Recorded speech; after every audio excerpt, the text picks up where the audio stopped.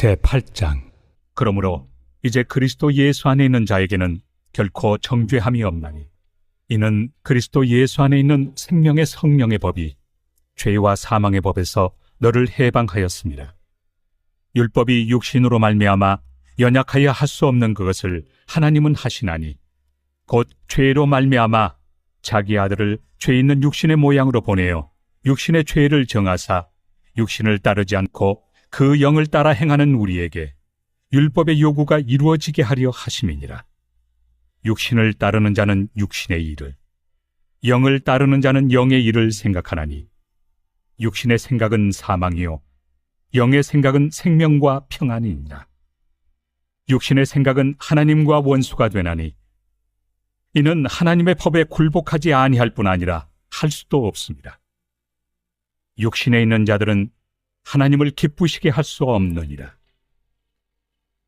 만일 너희 속에 하나님의 영이 거하시면 너희가 육신에 있지 아니하고 영에 있나니, 누구든지 그리스도의 영이 없으면 그리스도의 사람이 아니라. 또 그리스도께서 너희 안에 계시면 몸은 죄로 말미암아 죽은 것이나 영은 의로 말미암아 살아있는 것이니라. 예수를 죽은 자 가운데서 살리신 이의 영이 너희 안에 거하시면 그리스도 예수를 죽은 자 가운데서 살리시니가 너희 안에 거하시는 그의 영으로 말미암아 너희 죽을 몸도 살리시리라.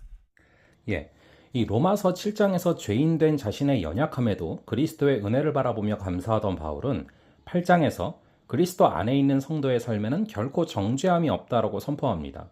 성도는 그리스도를 통해서 성취된 생명의 법 안에서 새롭게 됐습니다. 사도 바울을 통해 전해진 이 말씀이 오늘 우리에게 주시는 교훈은 무엇입니까? 첫째로 그리스도 안에 있는 우리에게는 결코 정죄함이 없다는 사실을 알아야 됩니다. 바울에게 로마 교회의 성도들은 복음으로 낳은 자녀와 같았습니다. 예수님을 믿고 하나님의 뜻에 순종하기 위해서 애쓰는 성도들의 모습이 바울에게는 기쁨이었을 것입니다. 바울은 죄에 맞서 믿음의 싸움을 하는 성도들을 바라보며 함께 믿음의 여정을 걷자라고 격려합니다. 바울의 격려는 무책임한 희망 고문이 아니었습니다. 성도도 죄에 넘어질 수가 있습니다. 연약하여 좌절할 수도 있죠. 하지만 그 어떤 것도 성도를 향한 하나님의 사랑을 끊을 수가 없습니다.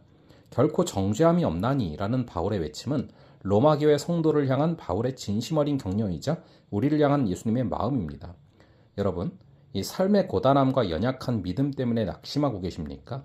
주님이 우리를 정죄하지 아니하시고 약함을 능력으로 채워주실 줄로 믿습니다. 우리는 스스로의 연약함으로 인해서 실망하고 주님께 나아가기가 내키지 않을 수가 있습니다. 그러나 우리가 바라보아야 할 것은 우리 자신의 모습이 아니라 결코 우리를 정죄하지 않으시는 주님이십니다. 우리의 약함을 통해 오히려 강하게 역사하실 주님을 신뢰할 수 있기를 바랍니다. 둘째로 생명의 성령의 법이 우리 안에서 역사하신다는 사실을 기억해야 됩니다. 바울은 율법의 방법, 즉 사람의 능력으로 성취할 수 없는 일을 하나님은 하실 수 있다라고 말합니다. 이 일은 선한 열매를 맺는 삶이죠. 연약한 사람의 능력으로는 하나님이 기뻐하시는 선한 열매를 맺을 수가 없습니다. 하지만 하나님의 방법, 즉 그리스도를 통해서 선물로 오신 성령의 능력을 의지할 때 선한 열매가 성도의 삶에 맺히는 것이죠. 성도는 삶의 주권을 성령께 내어드려야 합니다. 자신이 주인되어 자기 생각과 계획대로 사는 삶이 아니라 성령님이 그분의 뜻과 계획대로 나를 사용하셔서 성령의 일하심이 드러나게 해야 되는 것입니다. 우리 삶의 모든 영역이 성령의 인도하심을 따라 선한 열매로 채워지기를 간절히 바랍니다. 마지막으로 우리는 평안을 누려야 됩니다. 바울은 오늘 본문에서 예수를 죽은 자 가운데서 살리신 이의 영이 너희 안에 거하시면 그리스도 예수를 죽은 자 가운데서 살리신 이가 너희 안에 거하시는 그의 영으로 말미암아 너희 죽을 몸도 살리시리라 라고 말합니다. 모든 사람은 반드시 죽습니다. 그 누구도 죽음에서 자유로울 수가 없기 때문에 사람은 죽음을 두려워합니다. 하지만 성도에게는 소망이 있습니다. 죽음에 대한 태도가 하나님을 믿지 않는 사람들과 똑같지 않죠. 성도 역시 죽음을 맞지만 죽음 이후에 다시 살리실 하나님을 믿기 때문에 영혼에 대한 소망을 품고 살아가는 것입니다. 따라서 성도가 가져야 될 삶의 자세는 걱정과 두려움이 아니라 소망과 평안인 것입니다. 사랑하는 성도 여러분, 그리스도 안에 있는 우리에게는 결코 정죄함이 없습니다. 성령을 통해 우리가 맺는 열매는 생명입니다. 그러니 두려움이 아니라 기대와 평안으로 살아갈 수 있는 것입니다. 이것은 막연한 기대나 정신승리가 아닙니다.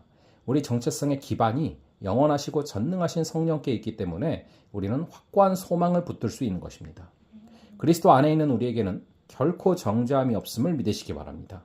우리와 함께 하시는 성령을 의지한다면 부활 신앙으로 평안을 누리는 삶을 지속할 수 있습니다. 그리스도와 함께 소망의 삶을 살아가는 우리를 통해서 깨어진 이 세상에서 고민과 아픔으로 신음하는 영혼들이 진정한 희망을 발견하게 될 것입니다. 그들을 하나님께로 인도하는 믿음의 자녀가 되기를 간절히 바랍니다. 잠시 기도하겠습니다. 아버지 하나님, 오늘의 말씀을 통해서 그리스도의 안에 있는 우리에게는 결코 정죄함이 없다는 사실을 깨닫게 하시니 너무나 감사합니다. 이제는 죽음의 사망의 법이 아니라 생명의 성령의 법이 우리를 지배하고 그 법이 우리 안에 역사하는 그러한 삶을 살아가게 하여 주시옵소서. 주께서 허락하여 주시는 평안 가운데 오늘 하루도 걸어가게 하실 줄을 믿사오며 이 모든 말씀 우리 주 예수 그리스도의 이름으로 기도합니다. 아멘. 그럼 또 다음번에 뵙도록 하겠습니다.